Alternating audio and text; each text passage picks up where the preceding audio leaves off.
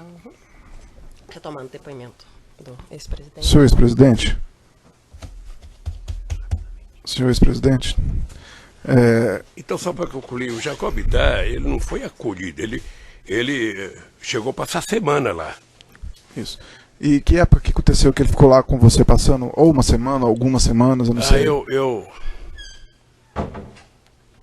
Isso foi, me parece que 2000 e... Foi a partir de 2005, 2006, por aí. Ok. Depoimento prestado aqui nos autos, inclusive hoje, o senhor Bunlai falou que por volta de agosto de 2010, o senhor Jacob Bittar manifestou interesse em comprar um sítio, porque ele queria que, em alguns depoimentos também, reunir as famílias. Dentro desse contexto de amizade com o senhor, vocês chegaram a conversar sobre isso? Não. Em algum momento? É isso que eu fico muito fulo da vida, porque como é que as pessoas decidem? O Zé Carlos Bunlai conversou com o Jacob Bittar, o mínimo que eu esperava é que ele falasse para mim, olha, você vai comprar um sítio para quê? Não, eu não estou perguntando ao senhor quando foi comprado ou quando você tomou conhecimento. Eu estou perguntando se nas suas relações de amizade com o senhor Jacob Bittar, não, esse assunto entrou em discussão. Ok. Em depoimento, o senhor Fernando Bittar relatou que vocês, o senhor presidente e a dona Marisa, poderiam usar o sítio como quiserem. O senhor pode falar um pouco disso, por gentileza? Quando eu fiquei sabendo do sítio, ou seja, que o sítio era do Jacob Bittar, que eu fui lá, eu fiquei sabendo que o Jacob Bittar tinha dito para a dona Marisa que poderia colocar lá parte do acervo. Uma parte do acervo foi colocado no Banco do Brasil, que eram as coisas que tinham valor, que estão lá até hoje. Outra parte do acervo foi colocado em contâneres, sobretudo papel mais valioso, e foi guardado que empresa foi? Graneiro. E o que foi lá para casa era dois tipos de coisa. Primeiro, eu posso até dizer de forma pejorativa, tralha, que era roupa, camisa de time de futebol, muitas, a Polícia Federal foi lá, deve ter achado, sabe, de todos os times do Brasil. Jaleco de fotógrafo, tinha uns 50 tapetes, sabe, de tudo quanto é lugar lá, e bebida, muita cachaça, sabe, um pouco de uísque e vinho de menos qualidade, que eu também não conhecia, tá? E que denunciaram que era uma adega, na verdade era um quarto, sabe, que se alguém dissesse que era adega para o entendedor, mandava prender, porque era um quarto que não tinha nem ar-condicionado, nem refrigeração para guardar vinho. Então era isso. Então o Jacob Bittar tinha essa preocupação. Hoje, na minha opinião, o Jacob Bittar tinha outra coisa. Tá? O Jacob Bittar, eu acho que ele tinha, na consciência dele, a preocupação do que ele ia fazer quando a gente deixasse a presidência. Então eu acho que quando ele comprou o sítio pensando em ele estabelecer um lugar para que ele pudesse convidar a gente e passar, sabe, tempo junto. Okay. E ele era muito amigo da Marisa. A Marisa tratava ele com uma fidalguia e com um respeito profundo. E eu acho que ele se sentia confortavelmente bem, sabe, com a dona Marisa, porque ela tratava ele com dignidade. Então a pergunta é se os senhores tinham liberdade para usar o sítio como quiserem, como o Fernando Bittar disse à época, como quisesse. Eu, na verdade, gostava de usar quando eles estavam lá. Ok, mas os senhores tinham liberdade de usar? Não, eles disseram que eu podia utilizar. Ok. Também no depoimento que o senhor prestou no aeroporto de Congonhas, o senhor relatou o seguinte: eu fui conhecer o local no dia 15 de janeiro. Sei também dito pelo companheiro Fernando, pelo Jacob Bittar e pelo Jonas, que uma das ideias deles era não só que eu tivesse um lugar para descansar, mas também que eu tivesse alguma coisa para guardar, tralhas de Brasília, que é muita tralha que a gente ganha. Então, além dessa questão das tralhas, que o senhor usou essas palavras, também era uma ideia que o senhor pudesse descansar lá no local? Sim. Ok. No depoimento que o senhor prestou em Congonhas... Até hoje tem muita gente que oferece, o Lula quer passar um dia na praia, quer passar um dia no... Sabe? Ok, senhor ex-presidente. Senhor ex-presidente, no depoimento que o senhor prestou no aeroporto de Congonhas, o senhor... No aeroporto de Congonhas... Na condução coercitiva que foi declarada depois que o fato está validado, né, doutor? O Supremo deu eficácia para frente, né, doutor? Discussão a ser feita. Não é discussão, porque o acordo do STF foi explícito nesse sentido. Mas eu posso prosseguir com minhas perguntas. Senhor ex-presidente, no depoimento que o senhor prestou no aeroporto de Congonhas, o senhor relatou que era uma sacanagem da imprensa sobre a divulgação do sítio, porque aquilo era sigiloso, aquilo era segredo. O que o senhor quis dizer com isso? Eu quero dizer que é o seguinte, que um presidente da República, que deixou a presidência da República com 87% de bom e ótimo, não tinha o direito de colocar o pé numa praia, não tinha o direito de colocar um pé no hotel, não tinha o direito de chegar no aeroporto. Sabe? Se um dia você ficar famoso, você vai perceber o quanto é difícil. Quanto é difícil. Você, na verdade, fica prisioneiro. Tá? Prisioneiro. Tanto que eles sabiam que o lugar que eu me sentia mais confortável era ou no Torto ou no Alvorada. Porque lá eu tinha segurança de que ninguém estava bisbilhotando, sabe, a presidência da República. Tá? É por isso, sabe, que era importante que tivesse isso. Tudo bem, senhor ex-presidente. Senhor ex-presidente, qual é a frequência de utilização do sítio de Atibaia por você e por Dona Marisa? Não sei, querido, não sei. Mas uma média. Se eu estivesse viajando, sabe, eu ia menos. Se eu não estivesse viajando, eu ia mais. E dependendo de quanto que o Jacó poderia ir. Tá. Senhor ex-presidente, o senhor tinha intenção de comprar o sítio? Eu, na verdade, pensei em comprar o sítio para agradar a Dona Marisa em 2016. Eu tive pensando, porque se eu quisesse comprar o sítio, eu tinha dinheiro para comprar o sítio. Acontece que o Jacobitá não pensava em vender o sítio. Ok. O Jacobitá tinha aquilo como patrimônio.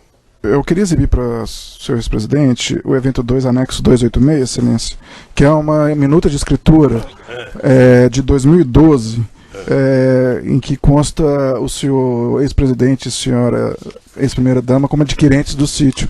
Isso em 2012. Isso foi apreendido na sua residência. Lá em 2012, o senhor tinha interesse em comprar o sítio? Não, então por que esse documento foi encontrado na sua casa? Porque também alguém tinha interesse de vender. Alguém tinha interesse de comprar? Sabe? Não. Não? Nem sei. Mas tem o nome do senhor aí. Não, veja.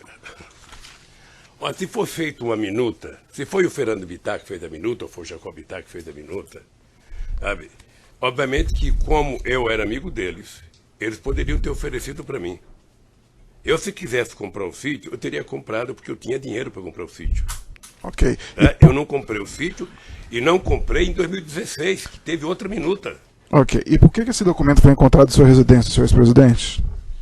Ora, porque se a ideia era tentar mostrar que o Lula deveria comprar, deveria ter entregue lá em casa.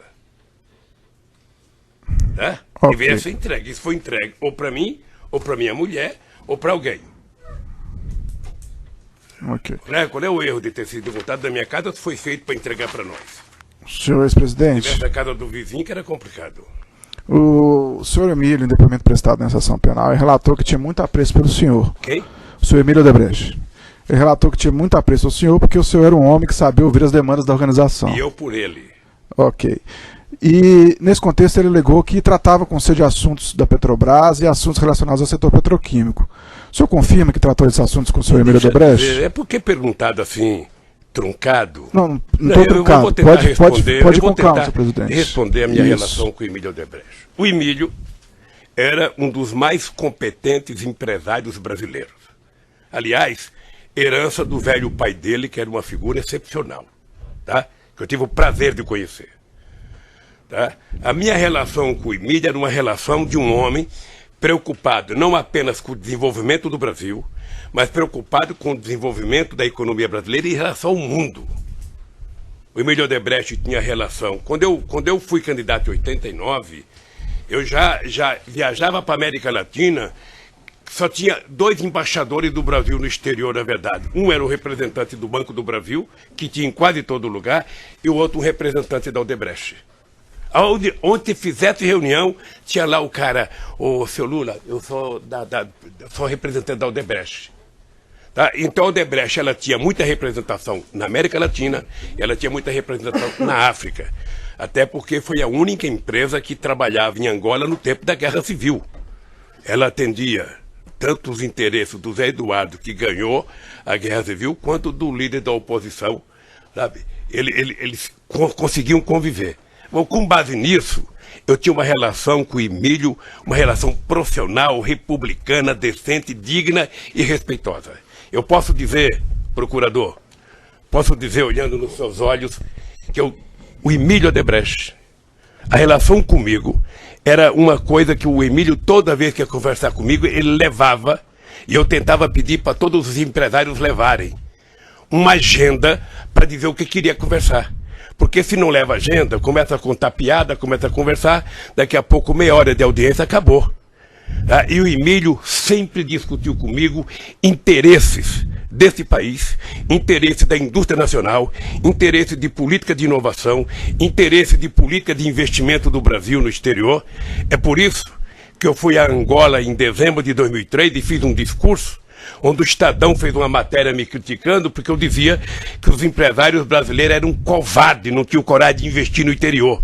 Porque o investimento do Brasil no exterior era fincar a bandeira nacional em qualquer país, como fez o Canadá no Brasil no começo do século passado, como fez a Inglaterra no Brasil no começo do século passado, como fez os Estados Unidos, construindo ferrovia hidrelétrica, e eu acho que o Brasil tinha obrigação, e isso eu discutia com o Emílio, discutia com outros empresários, o setor do álcool. Eu passei um tempo tentando convencer o setor sucroalcooleiro a utilizar a África para vender etanol para a Europa. Senhor ex-presidente, o senhor Emílio realmente gostava muito do senhor, ele até ficou envergonhado no Ministério Público, não lembrou a data do seu aniversário. É, grave. E naquela oportunidade... Ele devia ter me mandado um presente. Naquela oportunidade, ele apresentou algumas agendas com pautas do setor petroquímico, essas agendas aí que o senhor falou que pedia. Então, ele tratou com o senhor sobre a petroquímica?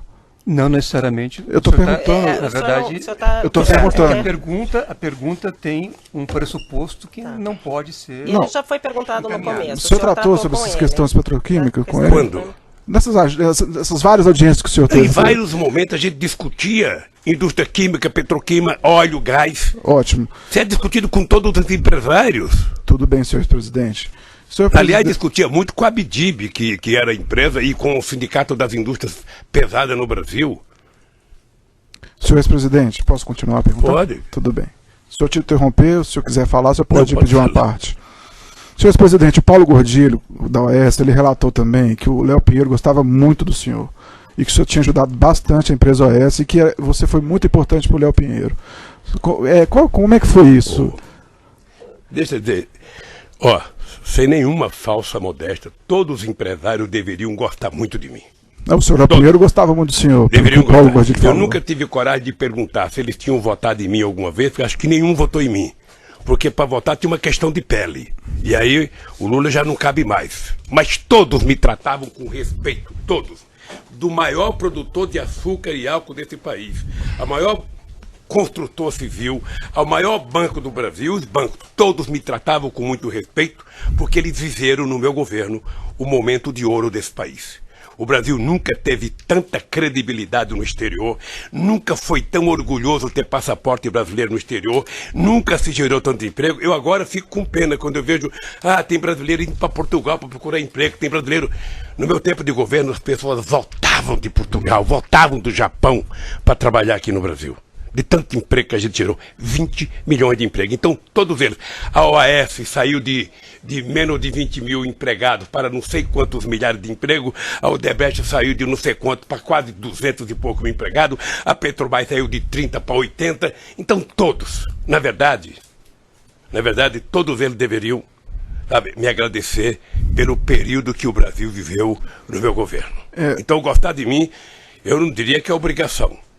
Okay, mas é um dever deles. E aí o seu Léo Pinheiro falou, olha, o Lula foi muito importante para a OAS, ele nos ajudou. Como que foi isso, senhor presidente?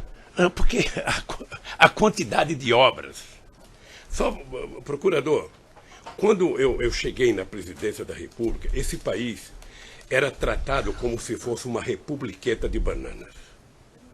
Eu lembro de uma briga que eu tive quando o presidente do BNDES e o presidente da Petrobras diziam que esse país não tinha capacidade de produzir navios. Em relação a essa especificamente? Hein? Em relação Não, à não, empresa é que sabe o que acontece? Não tem uma relação de ajudar um. Foi ajudada a economia brasileira. O senhor lembra que nós terminamos o meu mandato crescendo a 7,5%. O comércio varejista chegou a quase 14%. Nunca os pobres foram. Sabe, até nesses shoppings aqui de Curitiba, dos ricos, os pobres passaram a frequentar. O pobre não queria mais ir em feira popular, queria ir no lugar que o pobre tem direito de ir. E esse país virou outro país.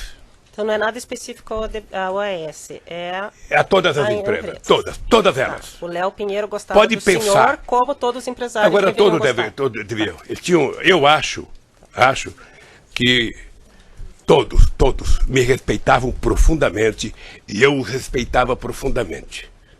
Ok, senhor presidente. E duvido ainda, procurador, duvido, para terminar, eu duvido que você encontre um empresário, mesmo esse da Van que ajudou o Collor agora com o Zap, se esse cara um dia foi procurado pelo Lula para pedir 5 centavos.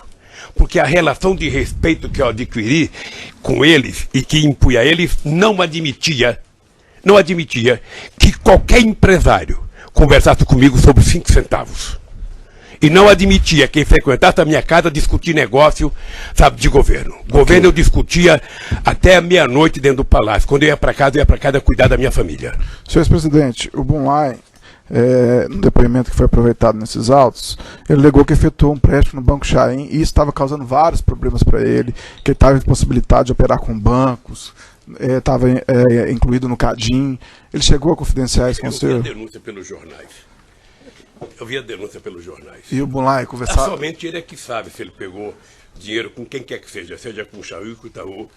Tá? E esses problemas pessoais que ele teve com esse empréstimo? Hein? Esses problemas pessoais que ele teve com o Eu empréstimo? não sei qual é o problema pessoal que ele Ele não teve. comentou com o senhor.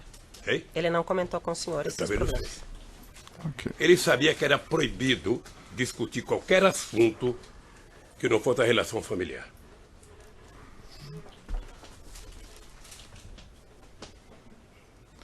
Senhor presidente, nos e-mails apreendidos no Instituto Lula, diversos encontros do senhor Bunlai com o senhor, entre eles eu vou citar alguns. No dia 6 de março de 2014, o senhor Bunlai e o senhor encontraram com o embaixador do Catar. Por qual motivo esse encontro do Bunlai com o senhor? Procurador, sabe que perguntar uma reunião de um ex-presidente da República com um empresário ou com um embaixador, eu certamente recebi mais empresários no Instituto do que eu recebia com o presidente da República, que eu tinha mais tempo livre. E todas as pessoas que me procuravam para discutir, sabe, como nós vamos fazer o Brasil voltar a crescer, como nós vamos fazer com que a economia do Brasil volte a ser respeitada. Olha, se alguém trouxe alguém do Catar, eu não sei se foi para discutir o assunto de Olimpíadas ou de futebol, mas eu não sei se teve o embaixador do Catar comigo. Se tiver na minha agenda, deve ter tido alguma razão. Mas eu recebi muitos empresários. Ok. Recebi muitos empresários, muitos embaixadores, muitos ex-presidentes, muitos primeiros-ministros. Existe um encontro também do senhor Bunlai e o senhor André Esteves com o senhor no Instituto Lula. Qual motivo Só teria esse pela ordem, encontro? excelência, na verdade, existe um apontamento, não necessariamente a existência do Eu vou encontro. corrigir a Não pergunta, sei, senhor não ex-presidente. sei. Existe um apontamento de um encontro do Não sei, senhor não- com não André sei, Esteves e com o não sei, Bunlai. Não lembro se eu tive com o André Esteves. Ok. Junto com o Bunlai. Senhor ex-presidente, existe um apontamento quanto a isso. Por qual Eu não motivo sei você acha se que pode tive. ter tido um assunto em comum? Sabe? Algum assunto em comum que o senhor possa ter tido com eles? Se teve algum assunto em comum que eu não sei, deve ter sido o Zé Carlos Bunlai em dificuldade econômica, querendo que o BTG salvasse a empresa, como todo mundo fazia. Ok, E nem senhor. sempre salvava. Ok, senhor ex-presidente. Senhor ex-presidente, Mas ele deve ter dito para você o que ele queria. não, mas eu estou perguntando para o senhor. Ah, não. Senhor ex-presidente, o senhor estava na reunião, segundo o apontamento, sabe. como bem lembrou o doutor Cristiano Zanin.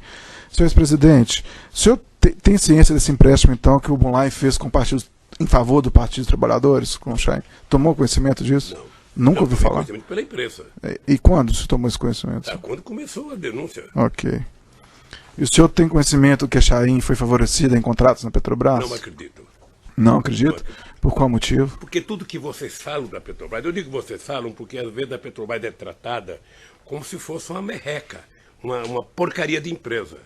E a Petrobras é uma empresa que tem uma governança respeitada no mundo inteiro.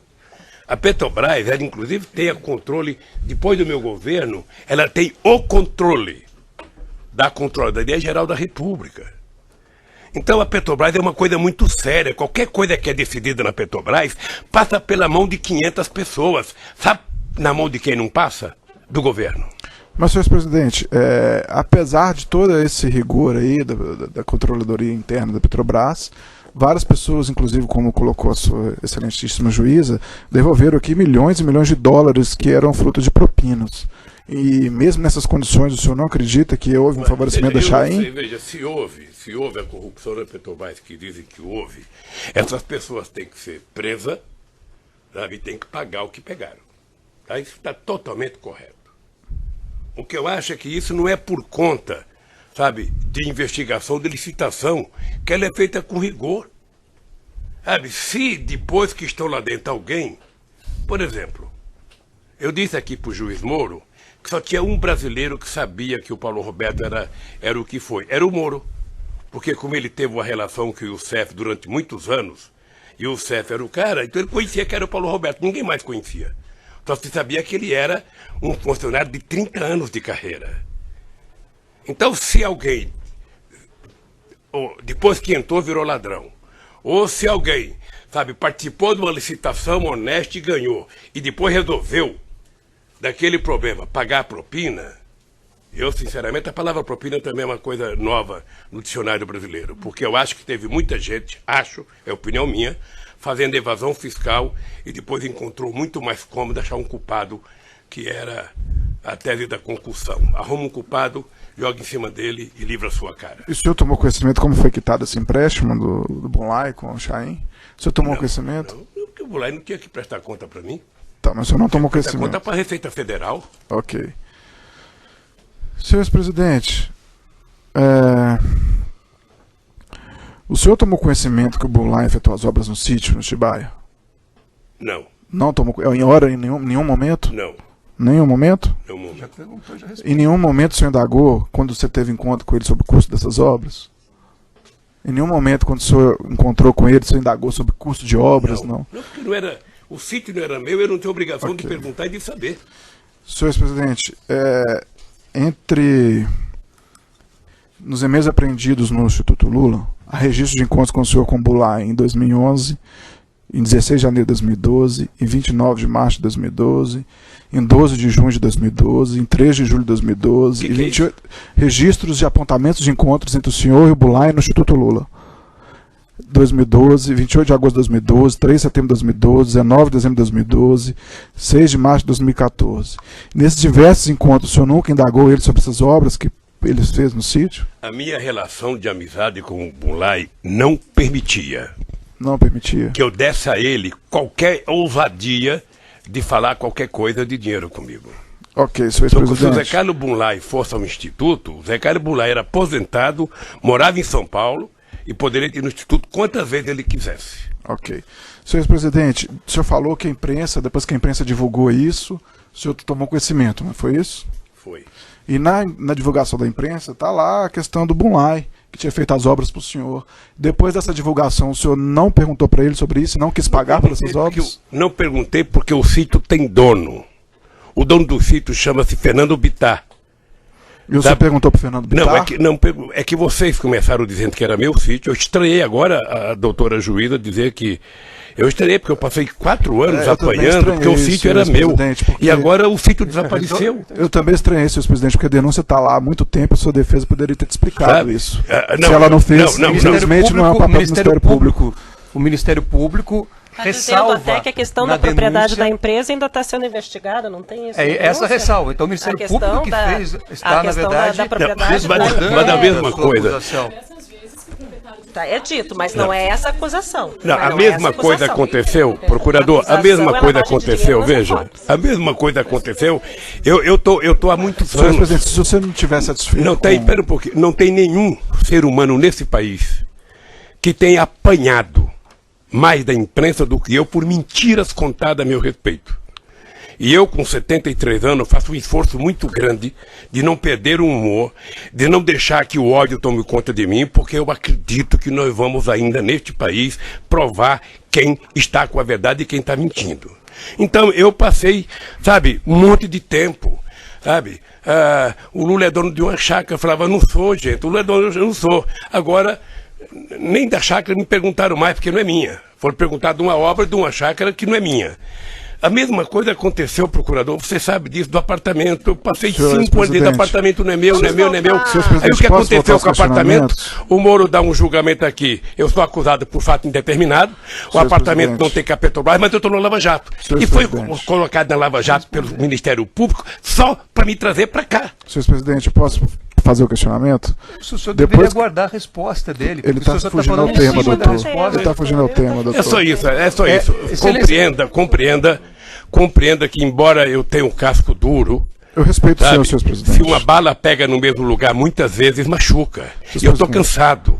Eu estou cansado de mentira. A mentira é contada aqui e é transformada em verdade pela imprensa. Senhor presidente, tenho o maior respeito pelo senhor. O senhor está aqui para se defender e a oportunidade do senhor é essa. Se o senhor quiser ficar em silêncio, o senhor tem essa oportunidade. Sabe por que eu não posso me defender aqui? Sabe por quê? Porque quando vocês dizem uma coisa, dá 20 minutos no Jornal Nacional. Esse moço aqui, que é meu advogado, ele dá uma resposta, não passa 2 segundos. Senhor presidente, então é uma desproporção isso. Nós vivemos na democracia, o processo é público. Mas eu posso questionar o senhor? A democracia é mais para um do que para os outros. Não, uma questão de ordem, excelência. Não, doutor. É uma questão de ordem. Eu acho que isso está previsto em lei.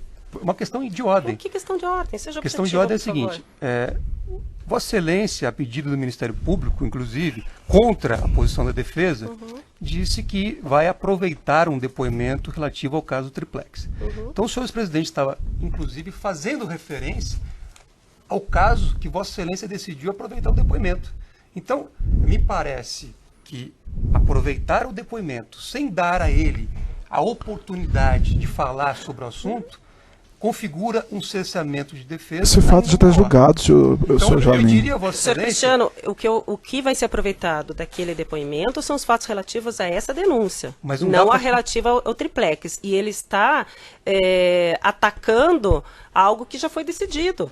Certo, mas não dá para pensar uma coisa em detrimento de outra. Então vamos para a próxima pergunta. Eu só pediria a Vossa Excelência, educadamente e cordialmente, que fosse possível o depoente, nesse ato que ele pode fazer a sua autodefesa, que ele pudesse completar as respostas e desenvolver os raciocínios necessários para a concretude do ato. Mas se ele fugir do assunto e começar com um discurso político, doutor, infelizmente eu estou comandando a audiência, eu vou ter que cortar. Doutora, inclusive, o problema é que esse assunto não tem um tema específico, porque inventou-se 2 palavras mágicas, o PowerPoint e o contexto. Isso já foi passado e nessas no passado. 2 palavras parece uma caçamba de jogar problema. Vamos às perguntas. Então tudo está dentro do contexto, porque a mentira tem que ser... Senhor presidente, o senhor está aqui para se defender, o senhor fique tranquilo, se for mentira, se for mentira, o órgão acusador do Ministério Público ele não tem interesse em condenar pessoas por fatos que são falsos. Então o senhor fique tranquilo com relação a isso. Vocês já conseguiram até me tirar do processo eleitoral. Senhor presidente, não foi... Porque sabia que se eu fosse candidato eu ganhava no primeiro turno das eleições. A primeira coisa foi me condenar de forma apressada para me tirar. Pelo Quem tirou